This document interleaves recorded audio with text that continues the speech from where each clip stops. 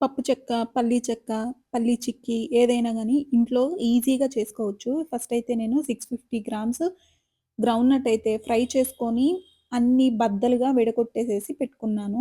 Next 650 grams పల్లీలకి 500 grams బెల్లం తీసుకున్నాను. నేను కొంచెం బెల్లం తక్కువ వాడతాను. సో, దానికోసమైతే ఇలా పాకం పట్టుకోవాలి. చూసారు కదా! ఇలా టక టక సౌండొస్తది. ఆ టైంలో ఒక స్పూను నెయ్యి వేసుకొని, అంతా బాగా కలిపేసేసుకొని, అచ్చు పోసుకోవటమే. నెయ్యి వేస్తే అయితే షైనింగుంటది. సో, అంతా పల్లీలన్నీ వేసేసి, ఇలా ఒకసారి బాగా కలుపుకొని, ఆ తర్వాత నెయ్యి రాసిన ప్లేట్‌కి నాకు కొంచెం ఎక్కువున్నాయి కదా! అందుకోసమని నేను గ్యాస్ కట్టు ఉంటది కదా! దాని మీదే వేసేసాను. ఇలా అంతా ఈవెన్‌గా స్ప్రెడ్ చేసి, కావాలంటే ఉండలు చేసుకోవచ్చు. లేదంటే చిక్కీలాగా నైఫ్ పెట్టి మార్కిస్తే అది కూడా ఆరిపోయిన తర్వాత ఈజీగా డీమోల్డ్ అయిపోతాయి. 3-4 అవర్స్ అయితే ఆరటానికి టైం పట్టిద్ది. తప్పకుండా ట్రై